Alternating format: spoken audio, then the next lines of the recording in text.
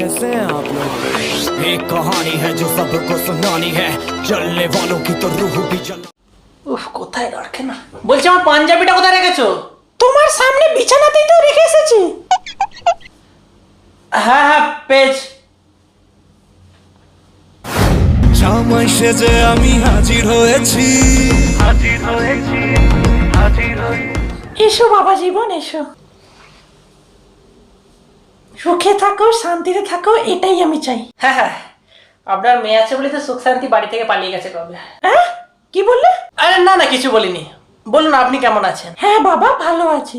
আসতে কোনো অসুবিধা হয়নি তো? না না, তেমন কোনো অসুবিধা হয় না, ওই জাস্ট ওই সিগনালে একটু প্রবলেম। ও আচ্ছা, ঠিক আছে, তুমি বসো এবার। হ্যাঁ হ্যাঁ, আপনিও বসে বেরোন এবার। হ্যাঁ হ্যাঁ, বসছি। আমি শাকটা নিয়ে এসে বসছি।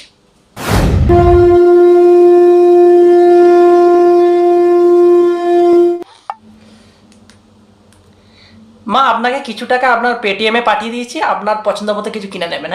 হ্যাঁ আচ্ছা ঠিক আছে, কিন্তু এসবের তো কোনো দরকারই ছিল না। না দিলে তো আপনার মেয়ে আমাকে 24 ঘন্টার মধ্যে 24 ঘন্টাই কথা শুনিয়ে যাবে। হ্যাঁ? হ্যাঁ, না না, কিছু না। বলো বাবা, কি খাবে? আপনি নিজের হাতে যা বানাবেন।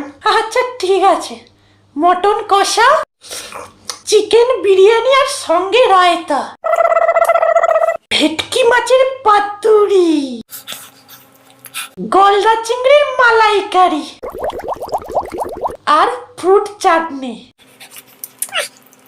এসব আসছে বছর জামাই ষষ্ঠীতে তোমায় নিশ্চয়ই খাওয়াবো। এবছর ডিজিটালি জামাই ষষ্ঠী মানিয়ে না। হ্যাঁ হ্যাঁ মা।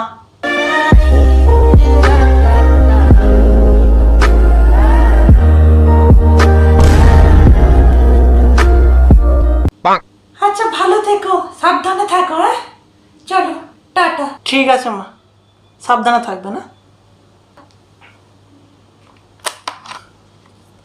I hate you. কি বললে? আরে তোমায় না, করোনাকে বলছিলাম।